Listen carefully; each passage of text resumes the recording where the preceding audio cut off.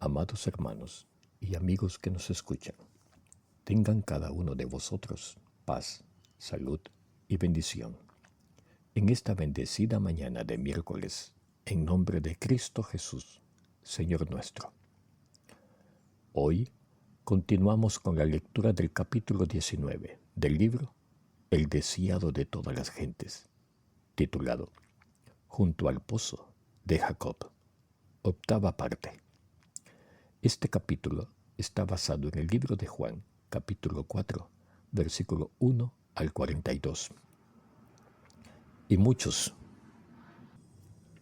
de los samaritanos de aquella ciudad creyeron en él por la palabra de la mujer, que daba testimonio diciendo: me dijo todo lo que he hecho. Entonces vinieron los samaritanos a él y le rogaron que se quedase con ellos. Y se quedó allí 2 días. Juan, capítulo 39, versículo 40.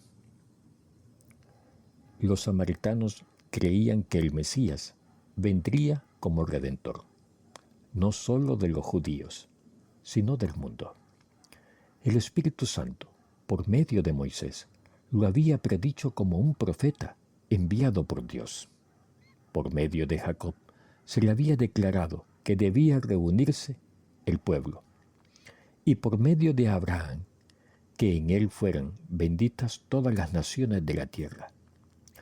Sobre estas escrituras, el pueblo de Samaria basó su fe en el Mesías. El hecho de que los judíos hubieran malinterpretado a los profetas posteriores, atribuyendo al primer advenimiento la gloria de la segunda venida de Cristo, había llevado a los samaritanos a descartar todos los escritos sagrados, excepto aquellos dados por medio de Moisés. Pero a medida que el Salvador eliminó estas falsas interpretaciones, muchos aceptaron las profecías posteriores y las palabras de Cristo mismo con respecto al reino de Dios. Jesús había comenzado a derribar el muro divisorio entre judíos y gentiles y a predicar la salvación al mundo.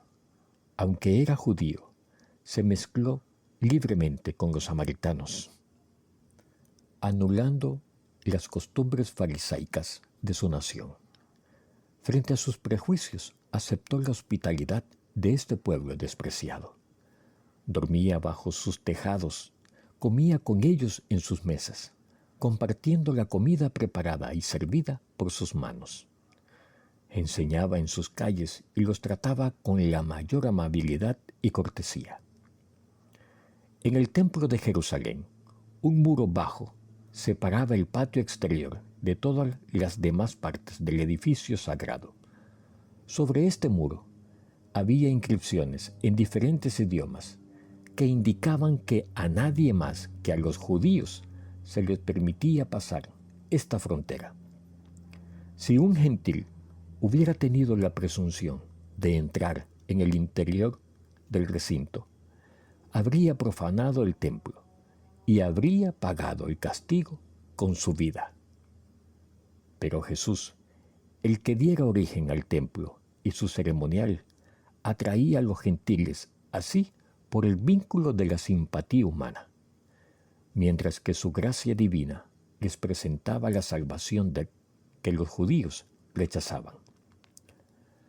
La estancia de Jesús en Samaria fue diseñada para ser una bendición para sus discípulos, que todavía estaban bajo la influencia de la intolerancia judía.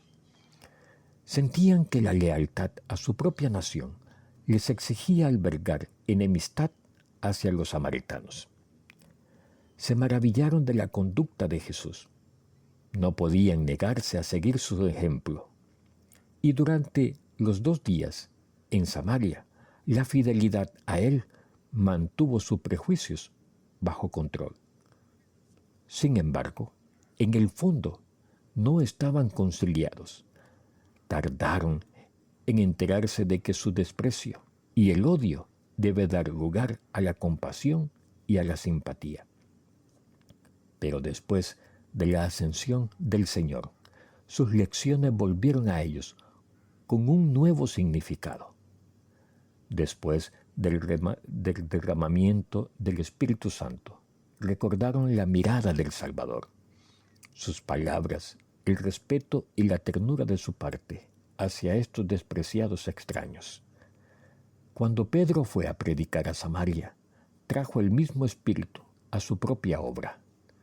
Cuando Juan fue llamado a Éfeso y Esmirna, recordó la experiencia en Siquem y se llenó de gratitud hacia el divino Maestro, quien, previendo las dificultades que debían encontrar, les había brindado ayuda en su propio ejemplo. Amados oyentes, mañana continuaremos con la lectura de la 9ª y última parte del capítulo junto al pozo de Jacob. La gracia del Señor Jesucristo, el amor de Dios y la comunión del Espíritu Santo sean con todos vosotros. Amén. Pero sobre todo, hermanos, conservad la fe, conservad la